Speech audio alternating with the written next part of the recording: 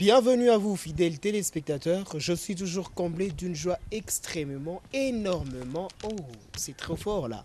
Je vous ai. Soit, je dis que je suis très content de vous retrouver encore une fois de plus pour un nouveau numéro de cette émission 1 heure au pied de Jésus. Nous allons passer 1 heure au pied de celui qu'on appelle Jésus avec une autre version aujourd'hui. Nous allons quand même prendre et voir et apprendre et pouvoir puiser l'expérience des gens qui ont survécu des difficultés. Et notre sujet, vous pouvez quand même deviner, il s'agit comment adorer Dieu, quand l'adorer et dans quelles circonstances et comment pouvoir le faire. Est-ce qu'il faut monter, il faut grimper cette grande montagne pour aller offrir, ou il faut rester en bas, ou il faut vivre même dans sa peine pour le faire, mais ça va se savoir. Je vous amène un couple très bien, fidèles téléspectateurs, et ces couples, c'est les couples Kawata.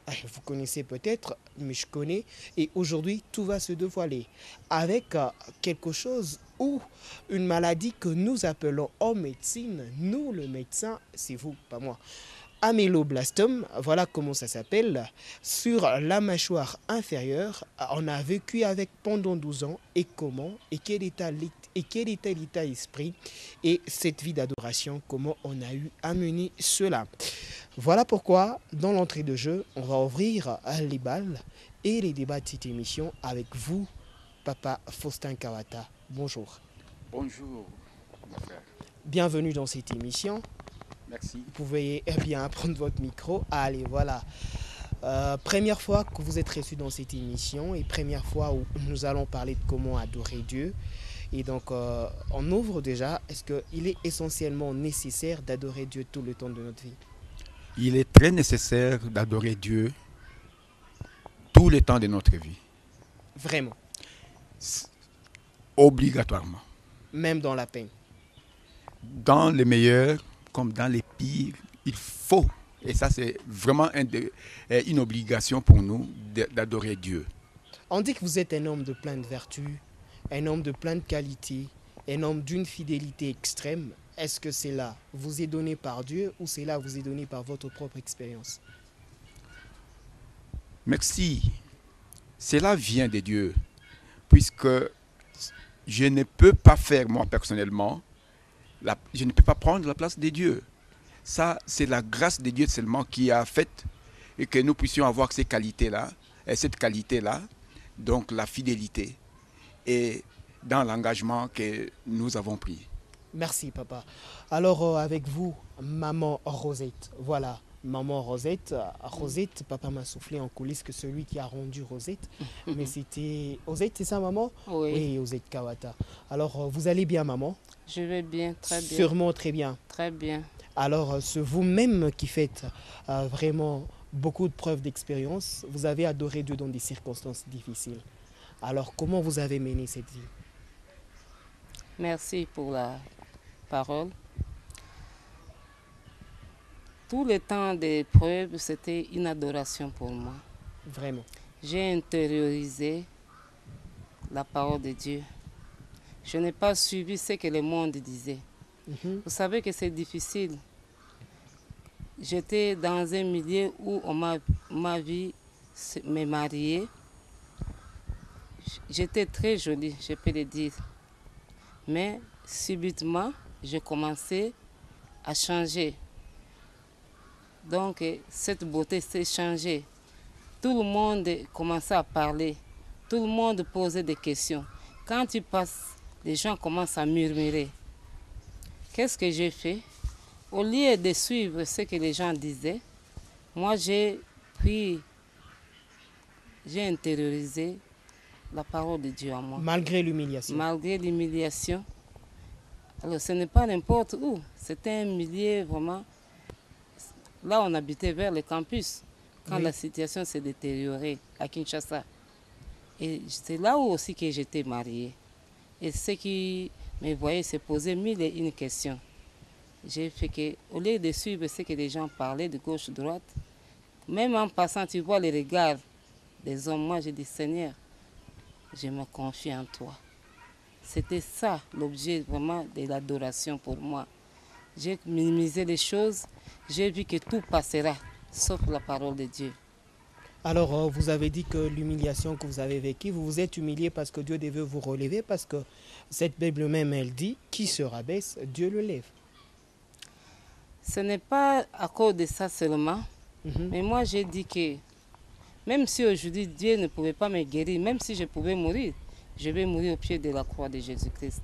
Au pied de la croix. Oui, je Voilà. pouvais, parce que je peux tout perdre sauf la vie éternelle. Vraiment. Je peux tout perdre ici dans ce monde sauf la vie éternelle. C'est ce qui était important pour moi à ce moment-là. Mais Dieu, dans sa souveraineté, dans sa grâce, il m'a accordé la santé, la guérison. Alors, Dieu a eu à l'accorder la guérison, la santé dans des moments difficiles. Alors, Papa Faustin, je veux vous demander, je veux savoir, l'état d'un adorateur qui peut venir adorer Dieu, même un malade peut sincèrement adorer Dieu. Un malade peut œuvrer dans le champ de Dieu ou un malade doit attendre d'être guéri pour œuvrer pour Christ. Un malade, c'est d'abord une personne, comme le Seigneur l'a dit dans Luc chapitre 4, verset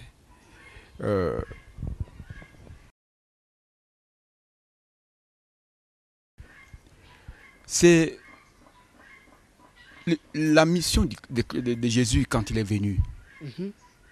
Il dit qu'il est venu libérer les captifs. Voilà. Si réellement tu es en Jésus-Christ, Mhm. l'état de maladie, pour toi, tu sais que tu ne les passes pas seul. Tu passes avec le Seigneur. Mhm. Raison pour laquelle l'adoration, c'est une vie qui doit être toujours continuelle. Dans la maladie, comme dans La santé. la santé, nous devons toujours continuer à adorer Dieu. Donc, vous voulez dire que ceux qui viennent au pied de Jésus, ceux qui doivent vraiment sincèrement venir, ce sont des gens qui ont plus de problèmes, qui ont plus de difficultés, qui doivent approcher au pied du Christ. Je viens de dire que c'est dans la santé comme dans la maladie. C'est-à-dire nous devons, nous, en tant qu'enfants de Dieu, l'adorer, quel que soit notre état. Alors, quel était votre état en fait? Parce que vous êtes un couple. À l'entrée des jeux, je veux savoir, un couple, vous êtes nos parents, mais puisque je suis quand même dans une émission, acceptez que moi je vous appelle quand même un couple, juste pour le plateau quand même, juste pour le plateau. Et après, on va revenir dans les normes de choses. Alors, je veux dire ceci, maman. Vous avez dit qu'il faut venir à Dieu n'importe quand, n'importe comment et dans quel état où nous sommes. Je veux savoir comment vous vous êtes connus et comment vous êtes arrivés à vous unir pour devenir ensemble, pour devenir nos parents aujourd'hui. Merci. Nous nous sommes connus dans un collège. Lequel? Dans un collège au Bandundu. C'est lequel le Un collège? collège américain, donc Institut de Milund, Voilà, Vanga. voilà. Pour ceux qui connaissent Vanga, la mission Vanga, une mission américaine. Mhm. À ce moment, j'avais 13 ans. Voilà, J'ai entré en première secondaire. d'accord. C'est là que nous nous sommes connus parce que mon père fut directeur de l'internat Mhm. dans cette contrée. Alors, c'est là où mon mari étudiait. Moi, j'étais d'abord à Kinshasa. Et mon père, j'ai passé 4 ans chez ma soeur aînée. Mon père m'a rappelé pour que j'aille à l'internat. C'était en 1977 que nous sommes rencontrés. Lui terminait les humanités. Voilà, et nous on n'existait même pas d'ailleurs. Ah. Lui terminait les humanités. Moi, j'ai commencé le cycle d'orientation. Voilà. C'est là qu'il m'a vu. Il m'a promis qu'on devait se marier un jour. Que lui allait à l'université faire la chimie. Après ses études, nous allons nous marier. C'est cette année-là que nous sommes rencontrés. Et chose due, chose faite. Chose dite, chose faite, mais ce n'était pas facile. On a fait de longues fiançailles qui peuvent exister. 11 ans, dirons. 11 ans de fiançailles. Vous pouvez encore espérer. Hein? Je sais que vous avez bêlé. Moi, espérer aussi. Quand même, alors, vous vous mariez en quelle année? Nous sommes mariés en 1988, le 2 juillet. Les 2 juillet 1988. Oui. Voilà. Alors, dans cet état du 2 juillet 1988, vous étiez une adoratrice du Christ tout en étant belle, c'est ça? Oui, j'adorais Dieu. Dans toute notre famille, nous étions des adoratrices, hein, des adorateurs plutôt. Mon père chantait, ma mère aussi, et mes frères aînés aussi. Donc je peux dire que nous sommes une famille de choristes. Une famille de choristes. Oui, oui. Alors vous allez nous chanter un morceau Oui. dans cette émission. Ce sera un moment bien précis. Ça, je vous assure, un moment bien précis. Alors, quand vous vous mariez, papa, vous vous sentiez déjà l'homme le plus heureux du monde? L'homme le plus heureux du monde, parce que mon épouse, qui venait au nom de Rosette, je vais lui donner le nom de Rosette. Comme Abraham avait donné à Sarah, donc qui était Sarah? Sarah. Moi, j'ai donné à mon épouse le nom de Rosette. Voilà. Vous voyez, je suis heureux. Et vous vous mariez à l'église, c'est ça? C'était à l'église, à l'aumônerie universitaire protestante de la PP Inilou à Kinshasa. Ah, Inikin à PP Kinshasa. Unikin, voilà, à Oui, Kinshasa. oui, oui, à Kinshasa. Et alors là, votre joie a été de combien de temps? La joie? Jusqu'à ce jour, la joie continue toujours. La joie continue toujours. Oui, Bien heureux. bien heureux. Voilà. Alors, c'est l'émission Une heure au pied de Jésus. Vous voulez aussi participer dans cette émission? Pensez-y quand même à nous contacter. Nos numéros sont affichés au bas de votre écran. Et dans cette émission, tout se dévoile, rien ne se cache. On parle dans des circonstances dans lesquelles on peut adorer Dieu, comment et pourquoi et quand le faire. Voilà quand même de quoi nous parlons aujourd'hui. On a choisi quand même un couple qui va nous dire. Alors, quand est-ce que la maladie est entrée vraiment dans ce couple? La maladie est entrée en 89, lorsque j'avais la grossesse de ma première fille. C'était vers le 7e mois après notre mariage. 7e mois après votre mariage, il y a des illustrations que vous voyez sur ces images déjà, des illustrations que vous voyez comment, quelques images, quelques photos en 1988.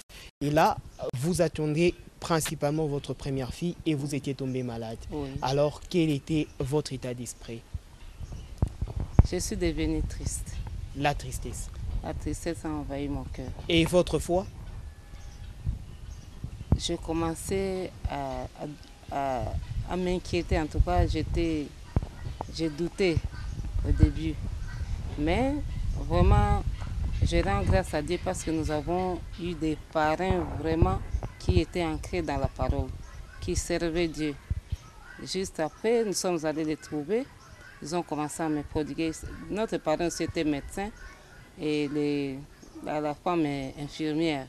Ils nous ont prodigué des conseils et nous ont aidés à surmonter cette situation. La joie revenait. J'ai accepté cette situation-là. J'ai minimisé les choses jusqu'à attendre l'accouchement. Après l'accouchement de la première fille, 6 mois après, je devais encore avoir une autre grossesse que non désirée, disons. Alors là, ça a fait attendre encore les choses, retarder les choses. Je devais attendre le deuxième accouchement pour qu'on puisse maintenant intervenir. Voilà. Alors, dans cet état, je retiens que vous avez dit que vous avez minimisé les choses, premièrement. Minimiser les choses. Alors, papa, un chrétien qui est en difficulté en ces moments, un chrétien qui souffre en ce moment, la première des choses qu'il doit faire, c'est minimiser les choses. C'est ça? Oui, on minimise puisque nous disions toujours que le Seigneur était avec nous et que lui, qui devrait intervenir en dernier moment, il était avec nous. Malgré cet état, nous avions toujours cette assurance et que cette maladie pourrait finir. C'est pourquoi on avait confiance, en quelque sorte, pas en quelque sorte, on avait confiance en Dieu et que c'est quelque chose qui est arrivé, mais ça va partir. Et cette maladie, c'était quoi au juste?